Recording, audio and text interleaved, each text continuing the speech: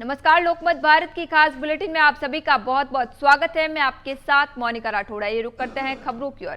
Bangladesh nationalist party के chairman Tariq Rahman 17 फरवरी को देश के नए प्रधानमंत्री के तौर पर शपथ लेंगे। शपथ ग्रहण समारोह परंपरा से अलग इस बार राष्ट्रपति भवन की जगह ढाका के नेशनल पार्लियामेंट कॉम्प्लेक्स के साउथ प्लाजा में होगा। ढाका ने प्रधानमंत्री नरेंद्र मोदी सहित कई क्षेत्रीय नेताओं को इस समारोह में शामिल होने के लिए निमंत्रण भेजा है। हालांकि अभी तक भारत की ओर से कोई आधिकारिक पुष्टि नहीं हुई है। ये न्योता शनिवार देर रात भारतीय पक्ष को भेजा गया। इससे पहले बीएनपी नेताओं ने संकेत दिया था कि दक्षिण एशियाई देशों के प्रमुखों को आमंत्रित किया जाएगा। प्रधानमंत्री नरेंद्र मोदी 17 फरवरी को मुंबई में फ्रांस के राष्ट्रपति इमैनुअल मैक्रों के साथ द्विपक्षीय बैठक करने वाले हैं, इसलिए उनका ढाका जाने की संभावना कम है। ऐसे में भारत का प्रतिनिधित्व विदेश मंत्री एस जयशंकर या उपराष्ट्रपति सीपी राधाकृष्णन जैसे वरिष्ठ नेता कर सकते हैं। असदुद्दीन ओवैसी ने कहा कि वंदे मातरम गाना और इसको सम्मान देना देश से वफादारी का टेस्ट न माना जाए। उन्होंने आगे कहा कि भारतीय जनता पार्टी और राष्ट्रीय स्वयंसेवक संघ भारत को एक धार्मिक देश बनाना चाहते हैं। ओवैसी ने कहा कि संविधान हम लोग से शुरू होता है, भारत माता की जय जैसे नारों से नहीं। उन्होंने कहा कि आर्टिकल 25 धर्म की आजादी के बुनियादी अधिकार की गारंटी देता है। दरअसल केंद्र सरकार ने 12 फरवरी को एक आदेश जारी कर राष्ट्रगीत वंदे मातरम को राष्ट्रगान जनगण मन की तरह ही सम्मान देना अनिवार्य कर दिया है। आदेश के मुताबिक राष्ट्रगीत के सभी 6 अंतरे गाए जाएंगे, जिनकी कुल अवधि 3 मिनट 10 सेकंड है। अब तक मूल गीत के पहले 2 अंतरे ही गाए जाते थे। फ्रांस के साथ भारत 114 राफेल लड़ाकू विमानों का सौदा 3.25 लाख करोड़ रुपए में करने जा रहा है। 17 फरवरी को फ्रांस के राष्ट्रपति इमैनुअल मैक्रों की 3 दिन की भारत यात्रा शुरू हो रही है। इसी दौरान इस डील पर मुहर लगेगी। इन 114 में से 24 विमान सुपर राफेल होंगे, जिन्हें फ्रांस की विमान निर्माता कंपनी दसा एविएशन F5 नाम से बना रही है। अभी वायुसेना के पास एक F3 राफेल है, जो 4.5 जनरेशन के लड़ाकू विमान है। इनमें स्टेल्थ क्षमता और परमाणु हथियार दागने की शक्ति है, लेकिन नए विमान F4 पीढ़ी के हैं, इसलिए इन्हें 5वीं जनरेशन का कहा जा रहा है। यूरोपीय मानकों के हिसाब से F5 राफेल असम में 6ठी पीढ़ी के जेट होंगे। फ्रांस के बाद इस तरह के सबसे बेहतर विमान भारतीय वायुसेना के पास होंगे। राजस्थान में उद्योग और रोजगार बढ़ाने की दिशा में बड़ा फैसला लिया गया है। मुख्यमंत्री भजनलाल शर्मा की अध्यक्षता में शनिवार को मुख्यमंत्री निवास पर बोर्ड ऑफ इन्वेस्टमेंट की 6ठी बैठक हुई। बैठक में 46,000 करोड़ रुपए के निवेश वाली 10 अल्ट्रा मेगा परियोजनाओं को कस्टमाइज पैकेज देने की स्वीकृति दी गई। सरकार का अनुमान है कि इन परियोजनाओं से 12,000 से ज्यादा लोगों को रोजगार मिलेगा।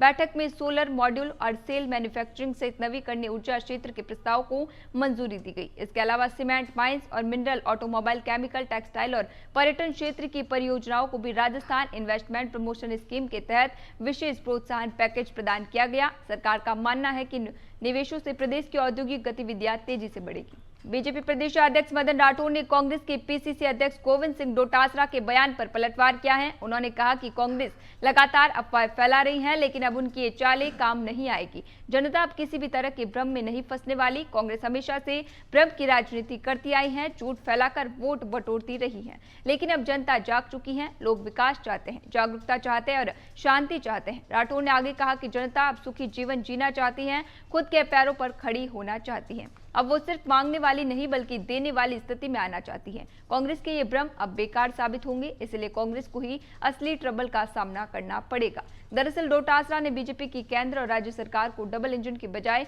ट्रबल इंजन वाली सरकार कहा था।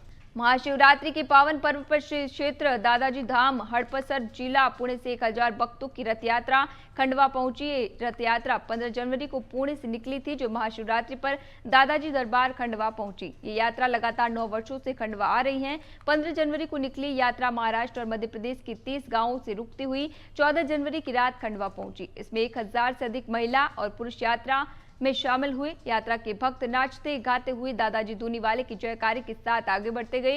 इसी दौरान रंगोली की शानदार कलाकृति आकर्षण बना रहा। यात्रा में झूमते हुए भक्तों को देखने के लिए शहर थम सा गया। दादाजी की जयकारों के साथ भक्तों ने दादाजी मंदिर पहुंचकर दर्शन कर आरती में शामिल हुए। महाशिवरात्रि के पावन पर्व पर श्रद्धा और भक्ति का अद्भुत संगम देखने को मिल रहा है। ब्रह्म मुहूर्त में जुना अखाड़े के संत से भव्य शोभा यात्रा के रूप में निकले ढोल, नगाड़ों और हर हर महादेव के जय घोष के साथ ओंकारेश्वर, मामलेश्वर, ज्योतिर्लिंग मंदिर पहुंची, जहां विधि विधान से दर्शन और पूजन अर्चन किया गया। महाशिवरात्रि के अवसर पर ओंकारेश्वर में अलौकिक और भक्तिमय वातावरण बना हुआ है। सुबह से ही श्रद्धालु का निरंतर आगमन जारी है और बाबा ओंकारेश्वर की एक झलक पाने के लिए भक्तों की लंबी कतारें देखने को मिल रही हैं। दूर दूर से आए श्रद्धालु रात भर जाकर भगवान शिव का पूजन, अभिषेक करने और इस पावन क्षण के साक्षी बनने का इंतजार करते हैं। दर्शन संत मंडल अध्यक्ष महंत मंगलदास त्यागी ने कहा, 25 वर्षों से संत समाज ब्रह्म मुहूर्त में दर्शन लाभ लेता है, जिससे भक्तों को परेशानी ना हो। दिन भर कई आश्रमों में भंडारों का आयोजन होगा। प्रशासन द्वारा कुछ स्थानों पर लाइट व्यवस्था व सफाई व्यवस्था नहीं होने के कारण वृद्ध संतों को काफी परेशानी उठानी पड़ी। ये शिव बत्ती 1.25 लाख तार की बत्ती है। ये श्रद्धा से लगाई जाती है, सबकी मनोकामना पूर्ण हो इसीलिए लगाई ये बत्ती हमने, और बाबा सभी की मनोकामना पूरी करे। ये जो महाशिवरात्रि पे ही ये बत्ती लगाते हैं? हाँ, ये महाशिवरात्रि पे ही बत्ती लगती है। ये क्या विशेष बत्ती होती है? हाँ, ये विशेष ही बत्ती रहती है। ये जो बत्ती है इसमें कितने 108 बताते हैं? 1.25 लाख तार है। 1.25 लाख तार है। हाँ। ये कितने घंटे में बाबा की ये बत्ती जल रही है? ये 3 से 4 घंटे लगते हैं इसमें। ये 750 की तार की और जीवन में एक ही बार लगती है। ये भी ओंकारेश्वर में लगती है, ज्योतिर्लिंग पे। इससे सब कुछ मिलता है। बाबा की कृपा हमारे पे बनी रहती है और सब सुख समृद्धि है हमारे देश में और हमारे नवग्रह की खरगोन में सब सुख समृद्धि है। तो ये जो बत्ती है, हाँ, ये वर्ष में एक ही बार शिवरात्रि पे क्यों लगाई जाती है? शिवरात्रि का महत्व रहता है बाबा का। बाबा की शादी की वो रहती है, इसमें से महत्व इसका ही रहता है कि शिवरात्रि पे बत्ती लगती है। बुरहानपुर के सीलमपुरा स्थित प्राचीन स्वामीनारायण मंदिर में महाशिवरात्रि के पावन अवसर पर अद्भुत और अलौकिक दृश्य साकार हुआ। मंदिर में लक्ष्मी नारायण देव को भगवान शिव और माता पार्वती के स्वरूप में हिमालय की गोद में विराजित किया गया। बर्फीली पर्वतमालाओं, कैलाश की प्रतीकात्मक झांकी और दिव्य प्रकाश सजा के बीच ये दर्शन श्रद्धालु के लिए अविस्मरणीय बन गया। घंटों की गूंज, आरती, पूजा और हर हर महादेव की जयकार और भक्ति रस से सराबार वातावरण में भक्त भगवान शिव और माता गौरा के दर्शन कर भाव विभोर हो उठे। पौराणिक मान्यता के अनुसार माता पार्वती ने भगवान शिव को पति रूप में पाने के लिए कठोर तपस्या की थी। हिमालय की पुत्री गौरा ने वर्षों तक उपवास और साधना कर भोलेनाथ को प्रसन्न किया। उनकी अटूट श्रद्धा और समर्पण से प्रसन्न होकर भगवान शिव ने उन्हें स्वीकार किया। ऐसी दिव्य मिलन की स्मृति में महाशिवरात्रि का पर्व मनाया जाता है। कहा जाता है कि शिव ने लिंग स्वरूप में भी अपने दर्शन दिए, जो अनादि और अनंत शक्ति का प्रतीक है। महाशिवरात्रि पर सजी बुरहानपुर वासियों के लिए आस्था, अध्यात्म और अद्वैत संदेश का अनूठा संगम बन गई। देखिए, आज महाशिवरात्रि का पावन पर्व आज के दिन ही जो भगवान का निष्कल स्वरूप है, जिसका संपूर्ण भारत पूजन करता है, भजन करता है, ऐसे भगवान का लिंग स्वरूप, आज उस स्वरूप की उत्पत्ति आज के दिन हुई थी। आज का दिन भगवान शिव को अत्यंत प्रिय है। आज के दिन जो कोई भगवान की पूजा, उपासना, भजन, आराधना करता है, उपवास का, व्रत का नियम जो धारण करता है, वे उस पर भगवान शिव की अत्यंत प्रसन्नता बरसती है। क्योंकि माता पार्वती को भी भगवान शिव की प्राप्ति आज ही के दिन हुई थी, इसलिए आज का दिन का बहुत ही बड़ा महत्व है। नर्मदा तट पर स्थित प्राचीन श्री रामकुलेश्वर महादेव मंदिर आज भी अपनी ऐतिहासिक और पौराणिक मान्यताओं के कारण श्रद्धालु को आकर्षित कर रहा है। त्रेता युग से जुड़ी मान्यताओं वाला ये धाम न केवल आस्था का केंद्र है, बल्कि धार्मिक पर्यटन की दृष्टि से भी अत्यंत महत्वपूर्ण स्थल माना जा रहा है। मान्यता है कि वनवास काल में भगवान श्री राम ने यहाँ विश्राम किया था और पवित्र जल से जलपान कर भगवान शिव की स्थापना की थी। यही कारण है कि यह मंदिर श्री रामकुलेश्वर महादेव के नाम से प्रसिद्ध हुआ। मंदिर परिसर में स्थित प्राचीन बावड़ी आज भी लोगों के लिए आश्चर्य का विषय है। स्थानीय लोगों के अनुसार इस जल स्रोत का पानी कभी समाप्त नहीं होता और जल संकट के समय भी इसने नगरवासियों की प्यास बुझाई है। मंदिर परिसर में स्थित नागदेव मंदिर और स्वयंभू गणेश मंदिर भी श्रद्धालु के आकर्षण का केंद्र है। धार्मिक आयोजन के दौरान यहाँ बड़ी संख्या में भक्तजन पहुंचते हैं, जिससे स्थानीय व्यापार और क्षेत्रीय अर्थव्यवस्था को भी लाभ मिलता है। रामकुलेश्वर महादेव मंदिर का एक बहुत ही पुराना ऐतिहासिक और सांस्कृतिक महत्व है। यहाँ के बारे में एक पुरानी मान्यता है कि भगवान राम जब वन गमन के लिए निकले थे माता सीता और लक्ष्मण जी के साथ, तो उस समय ऐसा बताते हैं, ऐसी किंवदंतियाँ प्रचलित है कि यहाँ पर उन्होंने इस स्थान पर रुके थे और इस स्थान पर रुककर उन्होंने एक कुंड का, कुएं का निर्माण भी उस समय किया था। तो इस कारण वहाँ पर क्या उस कुएं में अभी भी इतने समय से हम तो देखते आ रहे हैं कि आज तक कभी पानी खत्म नहीं हुआ, चाहे जैसी भीषण परिस्थितियां भी रही हो गर्मी में या कभी भी, वो पानी खत्म नहीं हुआ। मध्य प्रदेश के छतरपुर से बड़ी खबर सामने आई है। राजनगर थाना में पुलिस कस्टडी के दौरान 22 वर्षीय युवक की संदिग्ध परिस्थितियों में मौत हो गई। युवक द्वारा थाने में फांसी लगाकर मौत को गले लगाने की बात कही जा रही है, लेकिन परिजनों ने पुलिस पर गंभीर आरोप लगाए हैं। मामले की गंभीरता को देखते हुए 2 आरक्षकों को निलंबित कर दिया गया है। पूरा मामला राजनगर थाना क्षेत्र के इमिलिया गांव का है। गांव निवासी 22 वर्षीय राजेश पटेल को एक महिला की शिकायत के आधार पर थाने लाया गया था। पुलिस के अनुसार युवक ने थाने में ही अपनी जीवन लीला समाप्त कर ली। घटना की सूचना मिलते ही क्षेत्र में सनसनी फैल गई। सूचना पर पुलिस अधीक्षक अगम जैन भारी पुलिस के साथ राजनगर थाने पहुंचे और पूरे घटनाक्रम की जानकारी ली। घटना के बाद थाने के बाहर मृतक के परिजनों ने जमकर हंगामा किया। परिजनों का आरोप है कि 2 पुलिसकर्मी संजय सिंह और शिव कुमार ने युवक को छोड़ने के एवज में 50,000 रुपए की मांग की थी। आरोपों की गंभीरता को देखते हुए दोनों आरक्षकों को तत्काल प्रभाव से निलंबित कर दिया गया है। फिलहाल पूरे प्रकरण में मजिस्ट्रेट जांच के लिए आदेश दिए गए हैं। पुलिस कस्टडी में हुई इस मौत ने कई सवाल खड़े कर दिए हैं। यह आत्महत्या है या इसके पीछे कोई और वजह, इसका खुलासा अब मजिस्ट्रेट जांच के बाद ही हो सकेगा। अब घटना तो साहब जी गांव से पकड़ लिया, हम धदेरा तो वहाँ लेके पकड़ लिया संजय सिंह और शिव कुमार जी पकड़ के लिया, पूछी कहा पे सब बोले चलो मैं बताएंगे थाने में। तो बस इतनी कोई जानकारी फिर बस। अच्छा, हाँ आपके भतीजे ने थाने में क्या किया बताया जा रहा है? आत्महत्या कुछ नहीं बताया उनने। जानकारी लगी घटना की लगी मान लो 6 बजे 6 बजे घटना को पता लगो। जानकारी दी गई अब गाँव में न्यूज से मिली गई। थाने से क्या जानकारी मिली आपको? हाँ न्यूज से कहा भी गई मोबाइल में। हाँ मोबाइल मिली, मोबाइल से। हाँ चाहिए सब जाने नहीं, वो मोबाइल से नहीं मिली हाँ हाँ मोबाइल से मिली सब। पैसा की न मांगे? शिव कुमार संजय ऐसे ही ओके छोड़ दे तुम्हारा कहाँ छोड़ दे। कितने रुपए की मांगी? उन्होंने कही थी 50,000 रुपया। सोमा भैया ने मालूम ना पा करके पहुंचा पैसा, फिर कब भाई खत्म हो गया तो फिर उन्हें पैसे नहीं लाए। कितने रुपए लाए थे? कितने रुपए लाए थे? 50,000 आए थे साहब। राजनगर थाने में एक प्रकरण आज हुआ है जिसमें एक व्यक्ति के द्वारा प्रथम दृष्टया आत्महत्या ऐसा प्रतीत हुआ है और इस प्रकार की घटना हुई है। और जैसे ही ये तथ्य संज्ञान में आया तत्काल ही माननीय मजिस्ट्रेट के द्वारा इसमें जांच की जा रही है। वो लगातार इसको देख रहे हैं और पूरी जांच उनके द्वारा की जा रही है और इसमें जैसे भी तथ्य सामने आएंगे उसके बारे में आगे अवगत कराया जाएगा।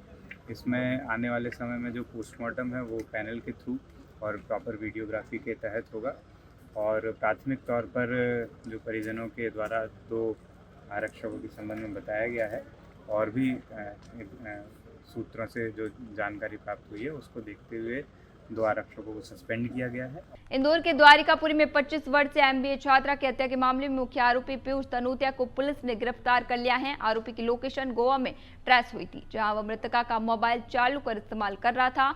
घेराबंदी के बाद पुलिस ने उसे गोवा से महाराष्ट्र जाने वाली ट्रेन में दबोच लिया। पुलिस के मुताबिक 10 फरवरी की रात हत्या के बाद आरोपी करीब 8 बजे अपने कमरे से निकल गया था। रात 11 बजे उसने छात्रा के मोबाइल से उसकी बहन को मैसेज भेजा, पापा से कहना अब वह घर नहीं लौटेगी। इसके बाद परिजनों ने सहेली और परिचितों को कॉल किए लेकिन कोई सुराग नहीं मिला। जांच में सामने आया कि आरोपी ने दोनों के बीच के 11 आपत्तिजनक वीडियो कॉलेज ग्रुप में शेयर किए। बाद में युवती के व्हाट्सएप स्टेटस पर भी वीडियो अपलोड किए गए और मोबाइल में सेव नंबरों पर भेजे गए, जिससे रिश्तेदारों में हड़कंप मच गया।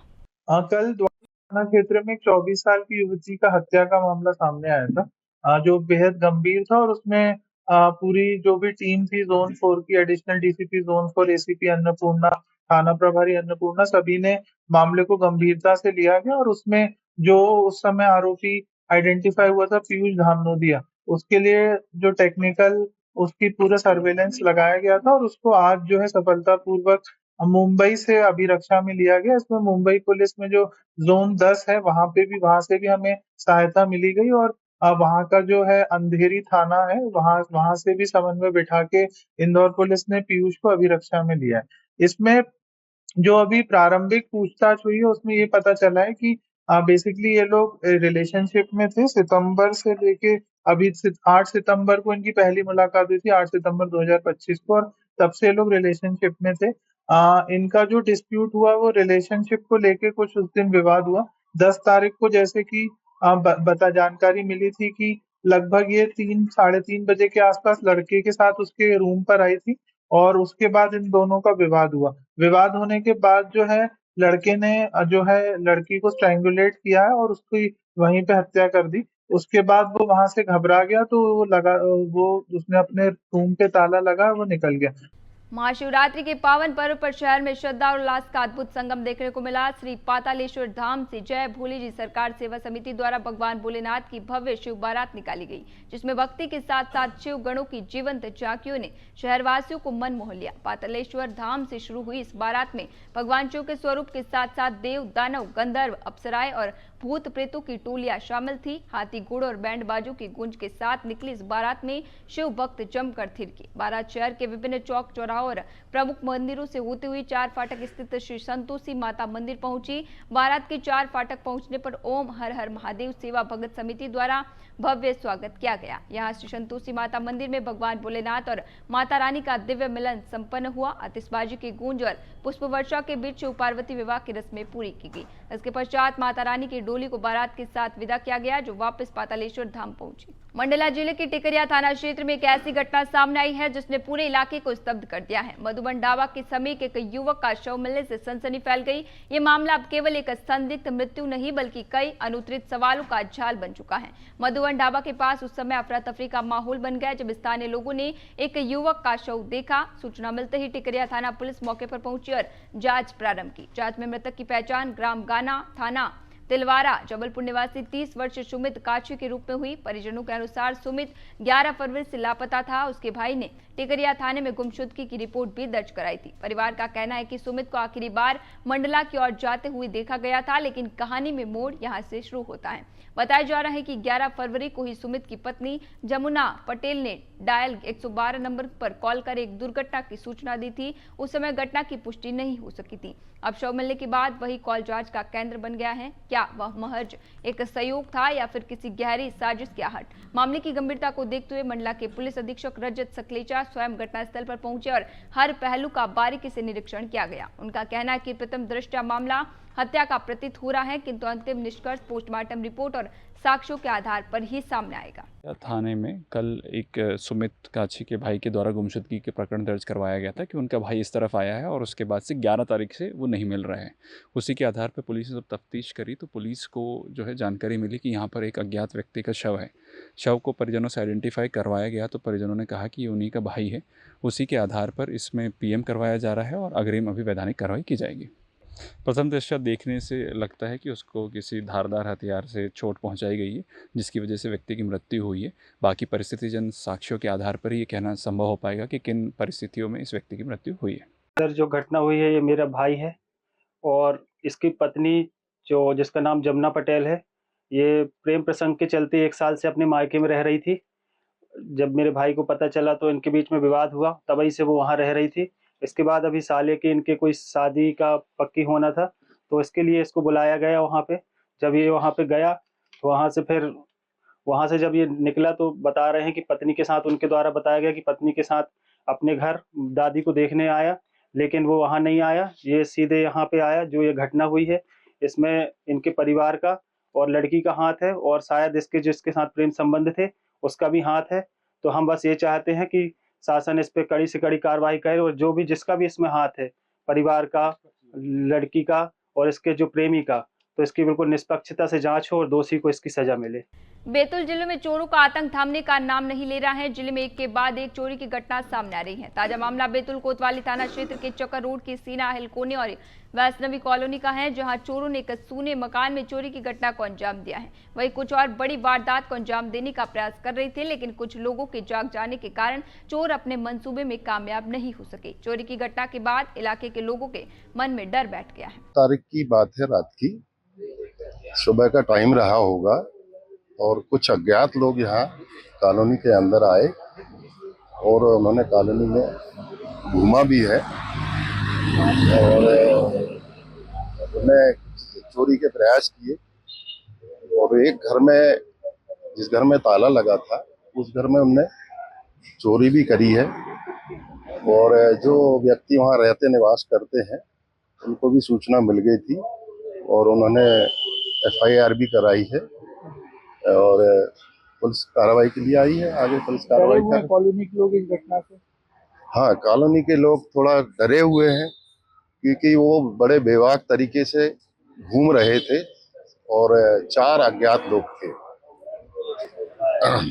बुरहानपुर को आज करोड़ों की सौगात मिली। मध्य प्रदेश के मुख्यमंत्री मोहन यादव ने पहली बार प्रशासनिक दौरे पर बुरहानपुर पहुंचकर 700 करोड़ रुपए की विकास योजनाओं का लोकार्पण और भूमि पूजन किया। रेणुका मंडी हेलीपैड से शुरू हुआ भव्य परेड शो नेहरू स्टेडियम तक पहुंचा, जहां कृषि प्रदर्शनी का अवलोकन करने के बाद मुख्यमंत्री ने बुरहानपुर को मिनी एयरपोर्ट की सौगात देने की घोषणा की। बुरहानपुर के रेणुका मंडी हेलीपैड पर उतरते हुए मुख्यमंत्री मोहन यादव का भव्य स्वागत हुआ। ढोल नगाड़ों और फूल मालाओं नारों के बीच उनका काफिला रोड शो के रूप में शहर की प्रमुख सड़कों से गुजरा। जगह जगह मंच सजाए गए थे। सामाजिक संगठनों और व्यापारिक संस्थाओं ने पुष्प वर्षा कर मुख्यमंत्री का अभिनंदन किया। मुख्यमंत्री मोहन यादव ने 700 करोड़ रुपए की विभिन्न विकास योजनाओं का लोकार्पण और भूमि पूजन किया, जिसमें अधोसंरचना, सिंचाई, सड़क और शैक्षणिक परियोजनाएं शामिल हैं। इसी दौरान उन्होंने कांग्रेस पर निशाना साधते हुए कहा कि 70 वर्षों में मध्य प्रदेश के किसानों के लिए ठोस कार्य नहीं किए गए, बल्कि उन्हें गरीबी में ही रखा गया। खंडवा जिले के पंधाना विधानसभा में मुख्यमंत्री डॉक्टर मोहन यादव निर्धारित समय से देरी पर जनसभा में पहुंचे। सीएम ने लाडली बहनों के खातों में 33वीं किस्त का अंतरण पंधाना से किया। साथ ही कई विकास कार्यों का मंच से लोकार्पण और भूमि पूजन भी किया। कार्यक्रम के पूरे निमाड़ी लोकगीत और भजन से लोगों को बांधे रखा। आपको बता दें कि सीएम डॉक्टर मोहन यादव पंधाना दौरे पर थे। यहां पंधाना विधायक द्वारा स्वीकृत कराए गए 352.41 करोड़ रुपए के विकास कार्यों का लोकार्पण और भूमि पूजन किया। बुरहानपुर में जनसभा में देरी होने के कारण सीएम पंधाना में देरी से पहुंचे। सीएम मोहन यादव ने मंच से 1836 करोड़ रुपए लाडली बहन के खातों में ट्रांसफर किए। जनसभा को संबोधित करते हुए सीएम ने कहा कि पंधाना विधायक के प्रयासों से करोड़ों रुपए सिंचाई, शिक्षा और अन्य माध्यमों के लिए स्वीकृत किए थे। बहनों के लिए राशि कितनी है अपने बीच, अरे जरा बहनें अपनी मोबाइल निकाल लो, सब अपने अपने मोबाइल और लाइट जलाओ भाई बहन सभी। 1 करोड़ 27 लाख बहनों को ये राशि मिल रही है, 1850 करोड़ की। जोरदार अभिनंदन किसको कहते हैं? 1850 करोड़ रुपए, ये मामूली बात है क्या? सच में आज के लिए जितनी लाइट जल सकती जलाओ, जिनके पास मोबाइल है, और ये मोबाइल है आज जोरदार चल रही है, लगाओ मोबाइल अपना ऊपर, हाथ ऊपर करो। और ये कांग्रेसियों के ये जो काले मने, इनको साफ करने के लिए ये लाइट जल के बता रही है। फागुन का महीना आते ही मंदिरों में फाग उत्सव की धूम मचने लगती है। बात करें जयपुर की तो यहाँ के मंदिरों में जगह जगह फागोत्सव के रंगीन कार्यक्रम आयोजित किए जा रहे हैं। छोटी काशी के नाम से प्रसिद्ध जयपुर के मंदिरों में भक्त बढ़ चढ़कर इन उत्सवों में हिस्सा ले रहे हैं। इसी कड़ी में जामडोली स्थित नरसिंह मंदिर में भी भव्य फागोत्सव का आयोजन किया गया। मंदिर परिसर को आकर्षक सजावट से सजाया गया और भगवान का विशेष श्रृंगार किया गया। कार्यक्रम की शुरुआत भगवान को गुलाब अर्पित करके की गई। इसके बाद महिलाओं ने रंग और फूलों की होली खेलकर उत्सव का आनंद लिया। इस अवसर पर Rajesh Sharma and music company द्वारा फागुन के एक से एक बढ़कर एक भजनों की प्रस्तुति दी गई, जिस पर महिलाओं ने जमकर नृत्य किया और भगवान की भक्ति में सरोबार नजर आई। पूरा वातावरण भक्तिमय और उत्साहपूर्ण बना रहा। इस आयोजन में पूजा, आशा, सुमन, आनंद, प्रदीप, किरण, निर्मला, यशोदा, मंजू शर्मा सहित बड़ी संख्या में महिला और पुरुष भक्तों ने बढ़ चढ़कर भाग लिया और फागोत्सव को सफल बनाया। अभी के लिए खबरों में इतना ही। बने रहिए लोकमत भारत के साथ।